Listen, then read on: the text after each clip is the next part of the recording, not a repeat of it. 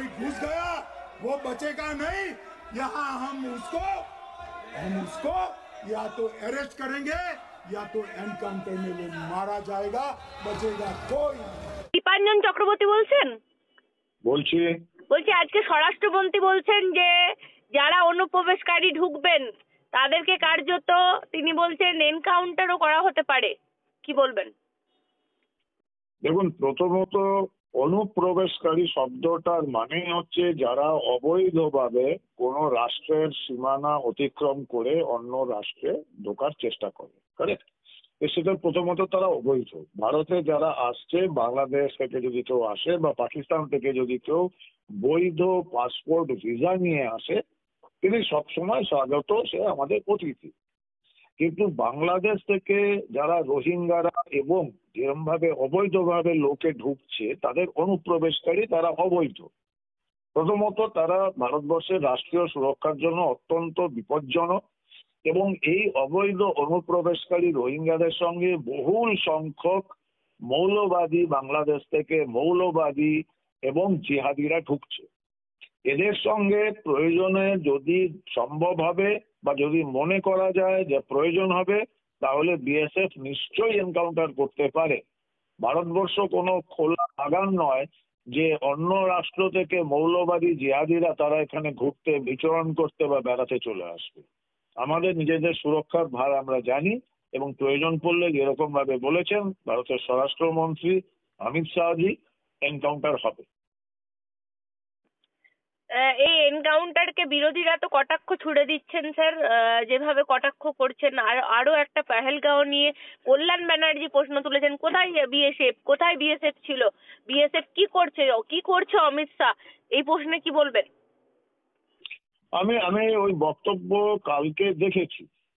এখন ব্যাপারটা হচ্ছে যে দেখো, এটা তো পরিষ্কার যে উনি একটি নির্দিষ্ট, ওনার তো দুটো সত্তা বা যে কোনো লোকের দুটো সত্তা যারা রাজনীতিতে থাকে, একটা তাদের রাজনৈতিক সত্তা, আরেকটা হচ্ছে তার ব্যক্তি সত্তা। এখন কোনো মানুষের ব্যক্তি সত্তা নিয়ে কথা বলা আমার রুচির বিরুদ্ধ, যদিও দুষ্টু লোকে বা জনগণে বলে থাকে কি সমস্ত যে রাত্রেবেলায় একরকম কথা বলেন, দিনের বেলায় একরকম, নেশা শক্ত, আমি জানি না, আমি এইসব ব্যাপারের মধ্যে যাই না, কারণ কারোর সে ব্যক্তি জীবনে মদ খেয়ে মাতাল হলো আমার কিছু আসে যায় না। কিন্তু যখন সে রাজনৈতিক সত্তা হয়, বিশেষ করে যদি সে সংবিধানের শপথ নেওয়া একজন সাংসদ হয়, তার কথাবার্তায় কিছুটা ধারাবাহিকতা থাকা উচিত এবং কিছুটা শালীনতা বোধ থাকা উচিত, এটা আমি বিশ্বাস করি। এখন ধারাবাহিকতাটা হচ্ছে উনি যে রাজনৈতিক দলের সাংসদ, সেই রাজনৈতিক দল কিন্তু ধারাবাহিকভাবে ভারত বিরোধী, রাষ্ট্রবিরোধী কথাবার্তা বলে থাকে এবং শুধু উনি নন, ওনার দলের সর্বোচ্চ নেত্রী সুপ্রিমো তিনিও কিন্তু ধারাবাহিকভাবে রাষ্ট্রবিরোধী কথা বলেন। এবং মজার ব্যাপারটা হচ্ছে পাকিস্তান এবং বাংলাদেশ দুদিক থেকে কিন্তু বিভিন্ন উদাহরণ রয়েছে, ধারাবাহিকভাবে ভারত বিরোধী শক্তিগুলো যারা রয়েছে তারা কিন্তু সেই নেত্রীর পূজা করতে থাকেন বা তাকে বন্দনা করেন বা তার প্রশংসা করেন। এখন সেই ধারাবাহিকতা তো এই ভদ্রলোকও রাখছেন। এখন উনি প্রকাশ্যে বলছেন যে, বা সংসদে বলছেন যে কোথায় গেল বিএসএফ, কোথায় গেল সিআইএসএফ। আমি জানি না, আমি এটা খবরের কাগজেও পড়েছি এবং সব থেকে বহুল প্রচারিত সংবাদ মাধ্যমেও পড়েছি। সিআইএসএফ কথাটা যদি বলে থাকে তাহলে আবার ওই দিন আর রাতের যে আলাদা আলাদা বক্তব্যের যে ব্যাপারটা আছে ওটাকে বিশ্বাস করতে হয়, কারণ সিআইএসএফ এর ডিউটি কোথায় নির্দিষ্ট এটা সম্ভবত উনি জানেন অথবা জানেন না। আমি সেই ব্যাপারে কারো জ্ঞান বুদ্ধি নিয়ে প্রশ্ন তুলছি না। এবং এইগুলো বলার পরে যে ভারতের প্রধানমন্ত্রী এবং স্বরাষ্ট্রমন্ত্রীকে নাকি হাত জোর করে ক্ষমা চাইতে হবে যে 4 জন সন্ত্রাসবাদী যারা পেহেলগামে নরহত্যা করেছিল, নরসংহার করেছিল, তারা নাকি হেঁটে হেঁটে পাকিস্তান চলে গেছে। আমার মনে হয় ওনাদের পাকিস্তান প্রতিনিধি বা পাকিস্তানের যে ভাই ব্রাদাররা রয়েছে তারা ওদের ভুল খবর দিয়েছে, কারণ উনি বলার ঠিক কয়েক ঘন্টা পরে এই খবরটা ফ্ল্যাশ হলো এবং সরকারি ভাবে যে হাসিম মুসা বা সুলেমান এবং বাকি 2জনকেও আমাদের ভারতীয় সেনাবাহিনী এনকাউন্টার করেছেন এবং এলিমিনেট করেছেন। এখন এই তো এদের দৌড়, কারণ এদের দায়বদ্ধতা ভারতের সংবিধানের উপর নেই, ভারতের জনগণের উপর নেই, পশ্চিমবঙ্গের নির্বাচিত যারা তাদের নির্বাচিত করছেন সেই জনসাধারণের উপর নেই। স্যার আমি রাষ্ট্র বলছি সুরক্ষার আজকে উপর সায়নী ঘোষও বলেছেন কোথায় 56 ইঞ্চি, কি হলো? 56 ইঞ্চির কি হলো? আমরা ট্রাম্পের কথায় হার মেনে গেলাম, আমরা ট্রাম্পের কথায় বুঝে গেলাম, আমরা ট্রাম্পের কথায় এতটা আশ্বস্ত হয়ে গেলাম। তাহলে আমরা জিতলাম ধর্মের কাছে না অধর্মের কাছে, সেগুলো তো আমাদেরকে জানতে হবে। দেখো, আবার ওই সেই একই কথা বলি যে একদম যদি কেউ নিতান্তই অর্বাচীন হয়ে যায় এবং অর্বাচীন হয়ে অবান্তর কথা বলে, সেগুলোর তো যুক্তিগ্রাহ্য কোনো বিতর্কের বিষয়বস্তু হতে পারে না। ডোনাল্ড ট্রাম্পের কথায় ওদের বেশি বিশ্বাস, আনসারুল্লাহ বাংলা টিমের জসিমউদ্দিন রহমানির কথায় বেশি বিশ্বাস, পাকিস্তানের নেতা বা মন্ত্রী শাহবাজ শরীফ অথবা আসিম মুনিরের কথায় ওরা বেশি বিশ্বাস, লস্করে তৈবার প্রধান হাফিজ মোহাম্মদ সঈদের কথায় বেশি বিশ্বাস। এখন সেটা কি বলা যাবে? ভারতের পররাষ্ট্রমন্ত্রী জয়শঙ্করের কথায় ওনার ভরসা নেই, এবং তার জবাব কিন্তু ভারতের স্বরাষ্ট্রমন্ত্রী অমিত শাহজি কালকে দিয়েছেন সংসদে দাঁড়িয়ে, এবং আজকেও দিয়েছেন। যে এদেরই নিশ্চিত করতে হবে যে আপনারা ভারতীয় না ভারতীয় নয়, ভারতের পক্ষে রয়েছেন বা ভারতের বিপক্ষে রয়েছেন।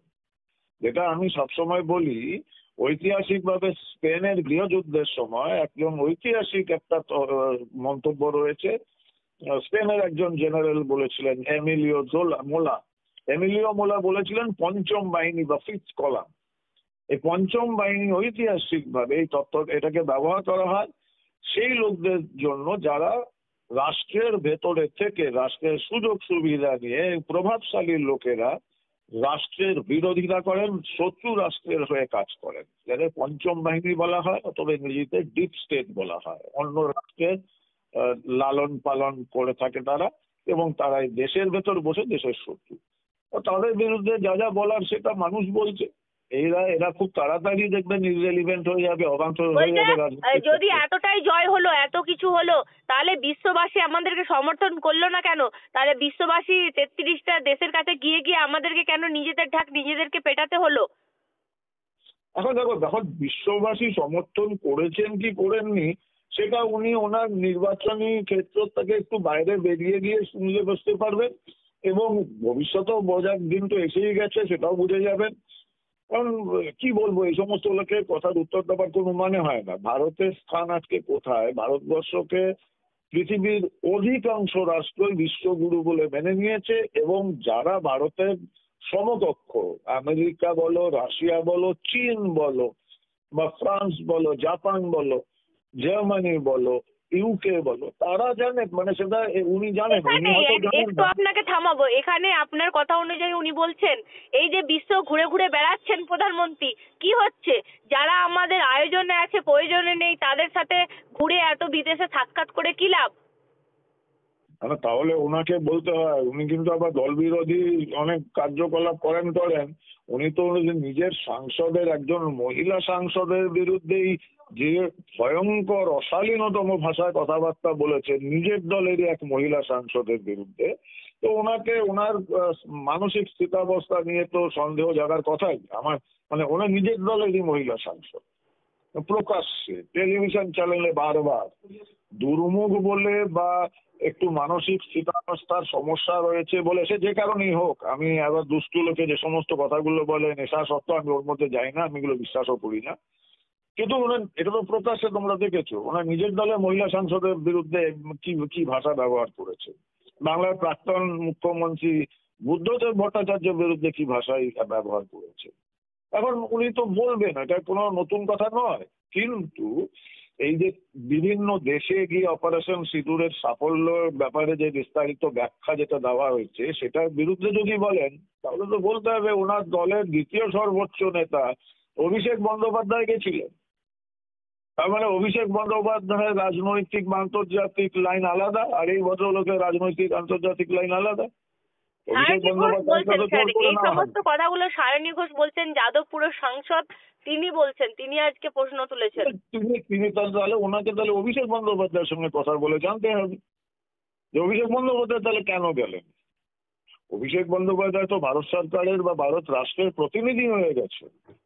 তো ওনাকে জিজ্ঞাসা করুন যে আপনি কেন গেলেন, আপনি কেন অন্যান্য দেশে ঘুরতে গেলেন। আপনি না যেতে পারতেন, প্রত্যাখ্যান করতে পারতেন যে না আমরা যাবো না, আমরা বেশ করে যা করেছি আমরা যাবো না। এখন দেখো এই সমস্ত লোকজন দুর্ভাগ্যক্রমে নির্বাচনে জিতে গেছে এবং দুর্ভাগ্যক্রমে নির্বাচনে জিতে গিয়ে ওনারা ভাবছেন যে আমরা যা কিছু বলতে পারি। এখন দেখো এটা তো মহাভারতে তো রয়েছে, পাশা খেলায় কৌরবরা জিতেছিল, কিন্তু সেই জিতের যে জিতটা হয়েছিল সেই বিজয় বা জয়ের পরিণতি কি সেটা তো মানুষ জানে, তোমরাও জানো। স্যার তো এরকম আরেকজন ভাবে নেত্রী, ভাবে তৃণমূল কংগ্রেসের আরেকজন নেত্রী বলছেন জঙ্গিরা কখনো টুরিস্টকে খুন করতে পারে না, তিনি বলেছেন মঞ্চ থেকে। কে বলেছেন? আমি যদি নামটা জানতে পারতাম সাবিত্রী তাহলে হয়তো। চট্টোপাধ্যায়। আমি তার দেখো নাম শুনিনি। ভারতবর্ষে এরকম হাজার হাজার স্লিপার সেলের সদস্য রয়েছে, সন্ত্রাসবাদী জিহাদি রয়েছে, সবার নাম জানা তো আমার পক্ষে সম্ভব নয়, এই জন্য আমি এই ব্যাপারে মন্তব্য করতে পারছি না। আমি যদি সমস্ত জিহাদিদের নাম জানতাম তাহলে নিশ্চয়ই কিছু বলতে পারতাম। আমার মনে হয় না কোনো সুস্থ মস্তিষ্কের মানুষ এরকম বলতে পারে, জিহাদিরা বলতে পারে, সব জিহাদির নাম আমি জানি না। স্যার কালকে অভিষেক বন্দ্যোপাধ্যায় স্বরাষ্ট্রমন্ত্রীকে নিয়ে প্রশ্ন তুলেছেন যে এই স্বরাষ্ট্রমন্ত্রী কি করছিল, ঘুমাচ্ছিল নাকি, কি করে তারা এলো। এই প্রশ্নটা কিন্তু স্যার সংসদ থেকে শুরু করে সব জায়গায় এখন সর্বত্র বিরোধীরা কিন্তু এই প্রশ্ন করছে। মানে কার ব্যাপারে কিভাবে জঙ্গিরা এলো স্যার, কিভাবে জঙ্গিরা ঢুকলো?